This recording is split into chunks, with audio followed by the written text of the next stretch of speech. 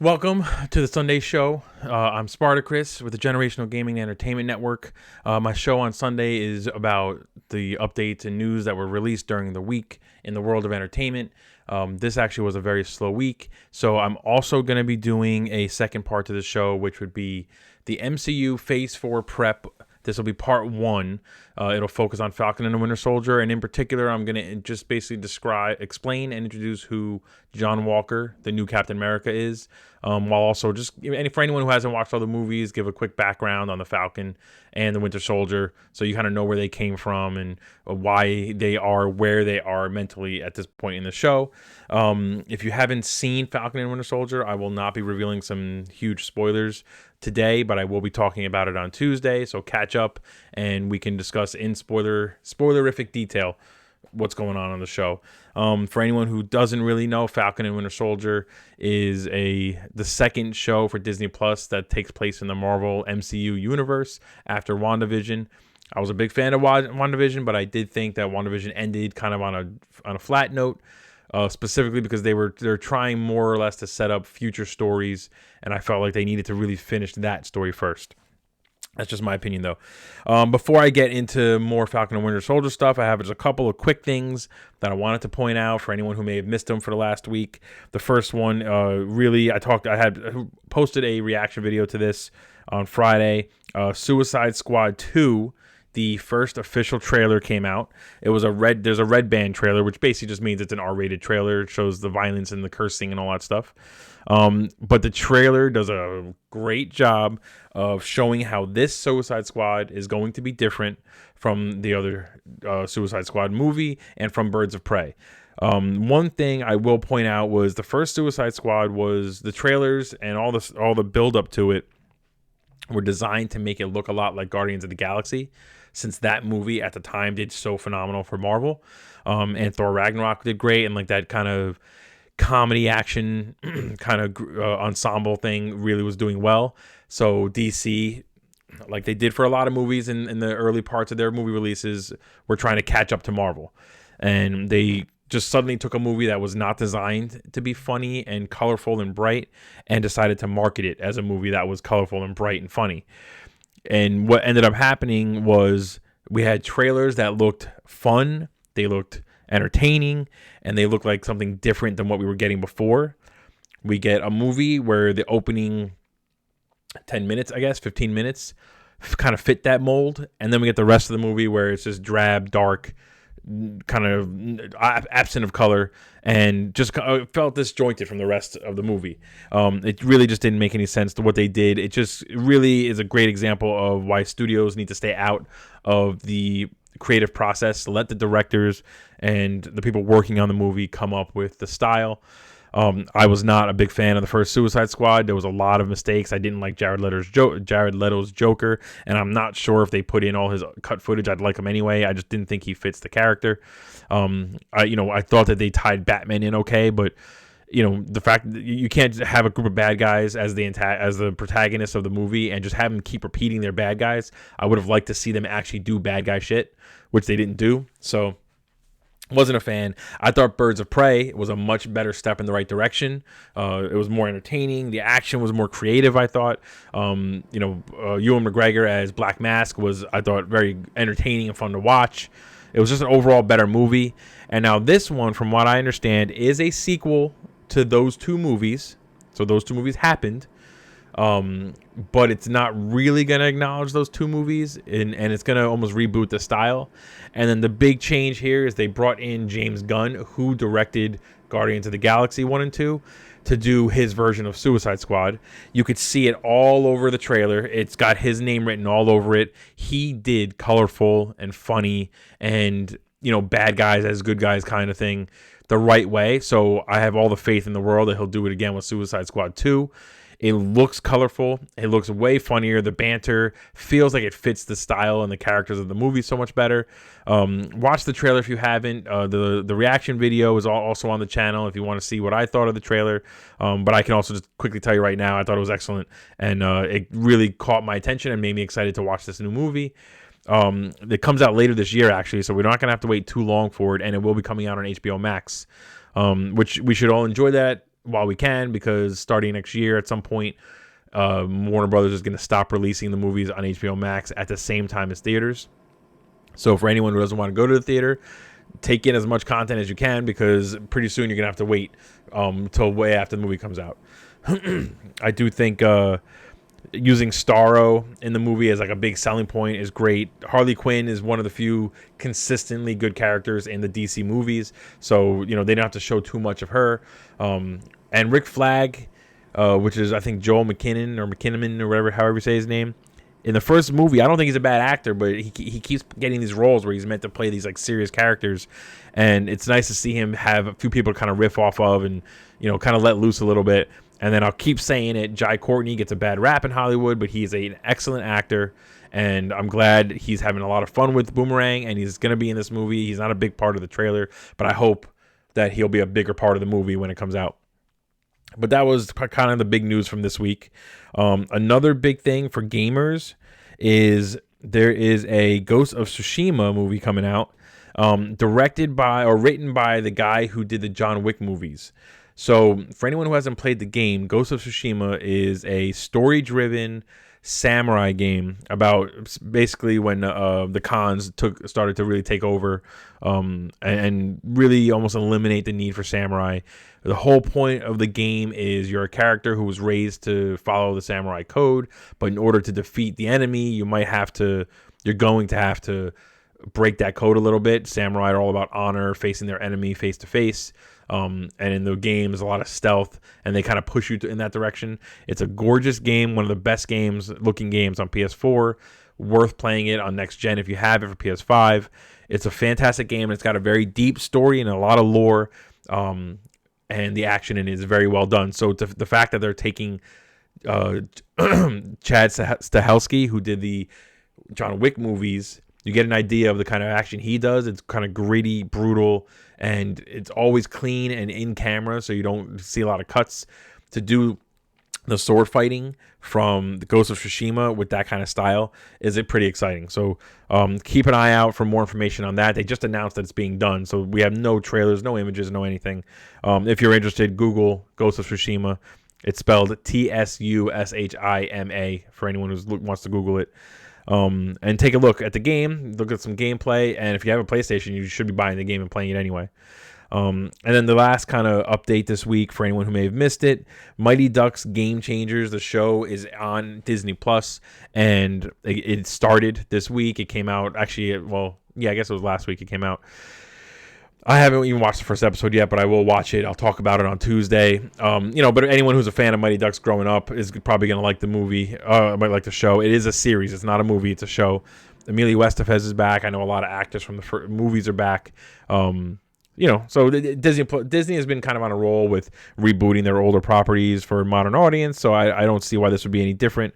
So honestly, I would say give it a shot. And honestly, it's only a half-hour show. No harm in just trying it out. And then that's really all the updates. There wasn't a lot of updates this week, so I will kind of jump right into the MCU prep with Falcon and the Winter Soldier. So we all watched WandaVision. We all know how that ended. Falcon and the Winter Soldier takes place about 6 months after the snap or the blip, basically 6 months after everyone came back, when Hulk snapped them back into existence. And we're basically catching up in these shows with where the characters are at this moment in that timeline.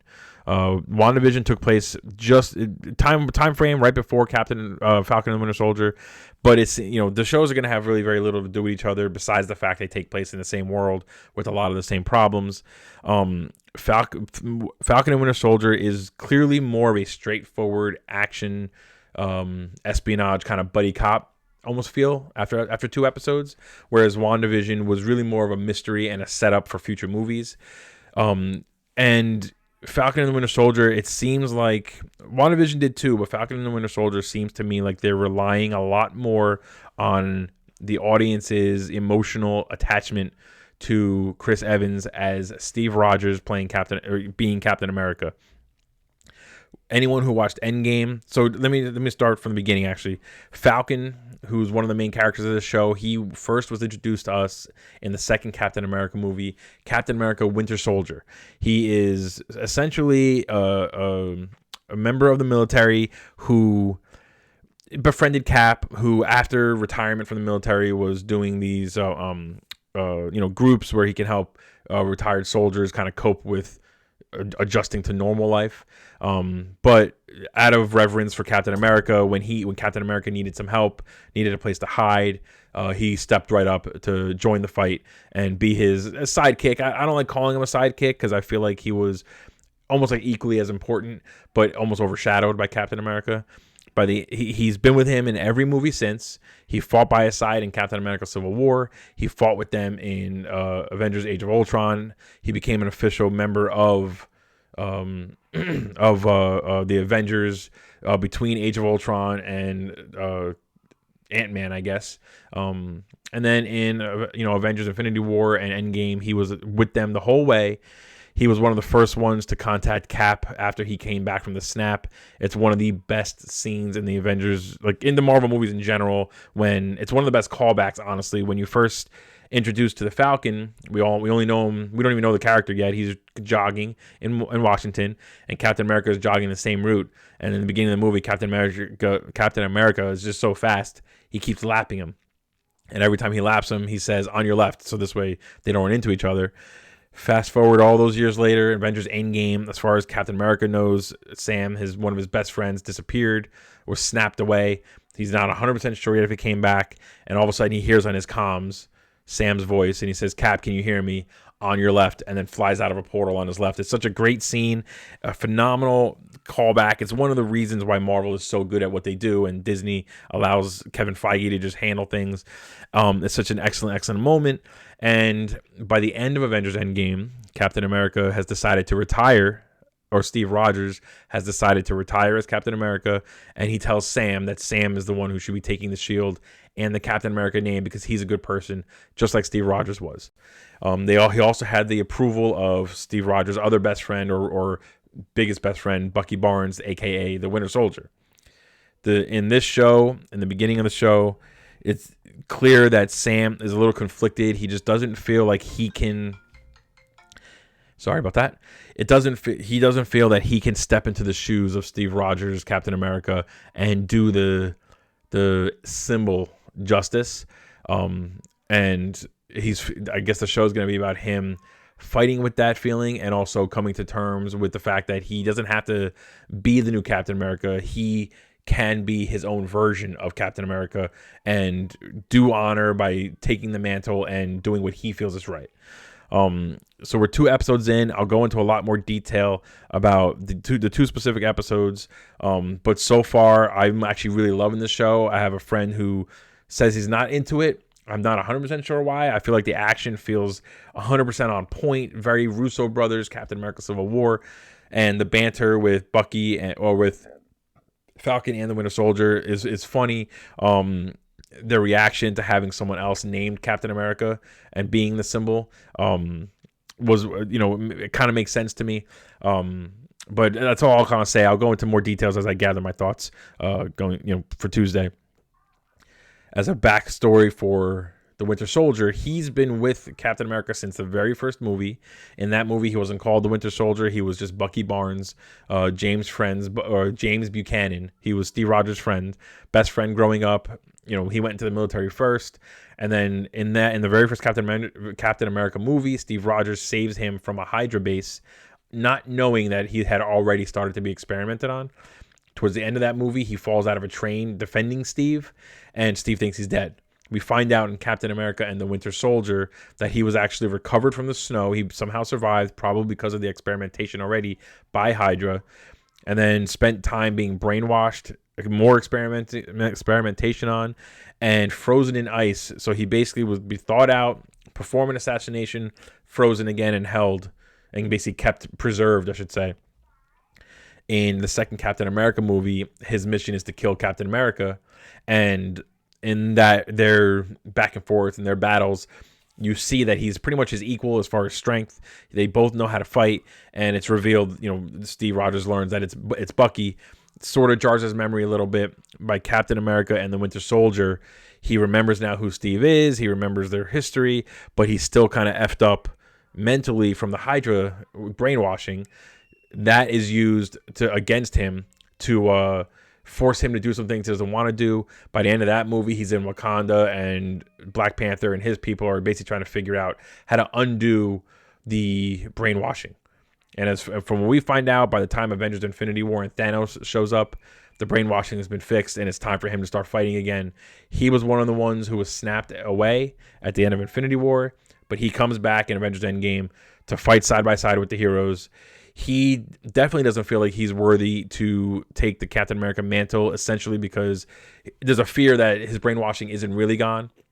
And it looks like this series is going to be about him helping Sam find out or realize that he is truly the new Captain America, at the same time coming to terms with some of the things he's done in his past and righting some of the wrongs. I feel like by the end of this series, him and the Falcon will be working together, or him and the Winter Soldier and the Captain America, new Captain America as Sam Wilson, will be working together to continue to fight as a team. So essentially, he'll almost become the sidekick to the new Captain America, which I think is a great storyline. It does track with the comics. There have been moments where the Winter Soldier became the new Captain America secretly, just to kind of hold it over until the real Captain America came back. In the comics, the Falcon also takes over the Captain America mantle and has a lot of similar anxiety towards whether or not he can do it justice. It's a great storyline for the show. It feels like a natural a step forward for the characters. So I'm looking forward to it. After 2 episodes, I like the way it looks so far, and I like what they're doing with it. This show is only 6 episodes. I can already say I hope they have a second series or a second season. There's been no talk of the characters having their own movies. I'm sure they'll appear in future movies, but only Kevin Feige really knows what's going to happen going forward, so that's just a guess. And then for the MCU prep, for the last part of the conversation, I want to talk about the guy who's in the picture here, John Walker, aka according to the MCU, the current Captain America. So the idea is that Captain America, while his name was Captain America, in the end, Steve Rogers would fight for what he felt was right. In the comic books, that multiple times ends up where he gives up the name because he doesn't feel America is doing the right thing. We kind of saw that in Captain America Civil War. It wasn't about America doing the right thing, but he felt that there was the secrets between him and Tony, while he did eventually come clean, knowing that Bucky killed Tony's parents. Tony says that shield doesn't belong to you. It was built by my father. And honestly, he just didn't feel like he was worthy of it. So he drops the shield, drops the Captain America name, and goes into hiding. By the end, we see why he's such a symbol. In Avengers Endgame, there's a scene where Thanos essentially beats the crap out of Thor, Iron Man, and Captain America. While Thor and Iron Man are kind of knocked out, Captain America gets up again and faces down Thanos and his entire army, because as far as he's concerned, if there's breath in his body, he will fight for the human race, essentially. That it precedes the scene I mentioned before where Falcon says "on your left," and then the entire MCU world of heroes shows up, gets behind Captain America, and waits for his signal to attack. It's really one of the best scenes in all the MCU, and it's a great scene, even if you haven't seen all the movies. But when you watch all the movies and get to that moment, I get chills now just thinking about it. It's just such a phenomenal scene. I'm a big dork with that kind of stuff. Anyway, I'm getting off track.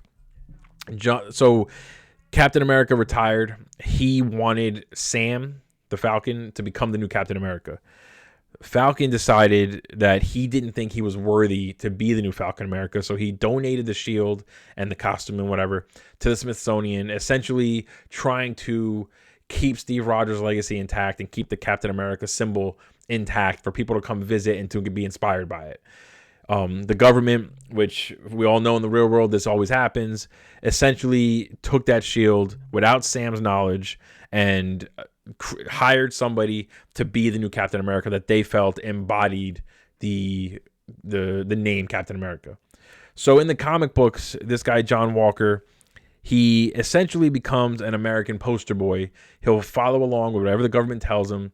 He'll do whatever they want. And they give him the Captain America shield and the name essentially because they feel that they want somebody who's just going to be their errand boy. He's going to do what they ask, and he's not going to ask questions. Steve Rogers was not that at all. If he didn't like what was going on, he would question it. He would fight for it, fight for what's right.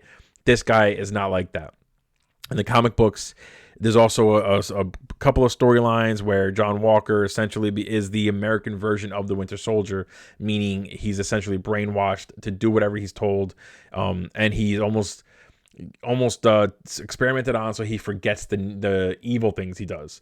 And in the comic books, there's a storyline where he learns about all the stuff he did while he was brainwashed, has struggles with it because he does want to be a good person, and it leads to a lot of outbursts and a lot of anger. It's one of those things where it's a little bit of a tragic villain where he does some bad shit that messes with him mentally, and his way of handling it is to have these angry outbursts and do more bad stuff. But he always regrets the things he did in the comics. At one point, he becomes the U.S. agent after realizing that he really is not good enough for Captain America. He kind of becomes an anti-hero, antagonist sometimes. He butts heads with a lot of the heroes, but in his mind, he's trying to help. So in the show, so far, we see that he does want to do well. He does want to be worthy of the Captain America name. But we also see that he's kind of just like loving the fame, loving the fortune. And, again, I'll go into more detail about that on Tuesday. But, it's like you can't really wrap your head around where he's at. It seems like they're going to follow a similar storyline in the sense that he wants to be good and wants to be a hero and an inspiration, but he doesn't really know how to. Whereas Steve Rogers, there was never a question. Even before he had the super soldier serum, he just knew what had to be done to be a hero. So that seems to be the storyline for John Walker in the show. And it's really a fascinating dynamic. I honestly got kind of chills, but not in the greatest way, the first time you see him jump down and on the truck and start using the shield. It was kind of a big moment for the show, and I thought it landed really well and was done well. And I can almost feel the same as Bucky and Sam seeing someone else kind of throw this shield around. So there's a little bit more to what happens in that scene I'll go into on Tuesday. But that is really kind of part one. There's a lot of characters in Falcon and Winter Soldier that I want to talk about. I'll get into those starting every Sunday. And the goal is on the Sunday show, after giving you guys the updates, I'm going to be continuing the MCU prep and just kind of introducing you to a lot of the new characters that are coming in Phase 4 and Phase 5. Giving you a background on some of the older characters that are returning, and kind of helping you get up to speed. If you haven't watched any of the 23 movies that came out, then I can help you kind of catch up real quick without having to sit through all that footage. And then that's really it. That'll be it for this week. If you have any questions about some of the new characters or some of the upcoming characters, let me know. I will, like I said, be going over more and more of the new stuff coming over the next, every Sunday, basically for the foreseeable future. There's a lot of Marvel coming. And I think with Suicide Squad, I might do something similar since there's a lot of new characters in there. And it does seem like DC is really trying to right the ship and get the brand new DCEU started. So one thing I want to explain in a future episode too, the Flash movie is going to be based off of a storyline called Flashpoint, which was a major storyline in the comics. So I'll go into detail on that next Sunday, along with some of the new other characters from the Falcon and Winter Soldier. And then we also have a whole list of Marvel movies coming out over the next year, Marvel movies and shows over the next 2 years, actually. So there's a lot to talk about. As always, check me out Sundays and Tuesdays on Twitch live, and then also I share the recaps on YouTube generally later that day or the next day. Sundays about the news. Now it'll be about the MCU prep. Tuesdays is about the reviews and for movies and TV shows. This Tuesday I'll be talking about Vikings Season 6, second half, Episode 2. That's annoying to say. The next Bond movie, which is the first Roger Moore movie, if I remember correctly. I'll talk about Episode 2 of Falcon and the Winter Soldier, and I will be talking about... I think that's it, actually. I don't know if there's anything else. I may have missed something. Mighty Ducks Game Changers. And keep an eye out for the rest of the Generational Gaming and Entertainment Network. ScytheX, The Captain, One Shot, streaming throughout the week. mostly Call of Duty. I did see the captain put up on his Facebook. He was rocking out to some Guitar Hero, and if I'm being honest, he's pretty good, but he was never as good as me. So I'm gonna have to challenge him one day. Through the Fire and Flames, a head-to-head battle, Guitar Hero 3. That's where it's at. That's how you find out who really is the rock god. Anyway, I'm Spartacris, Generational Gaming Entertainment Network. I'll see you guys on Tuesday.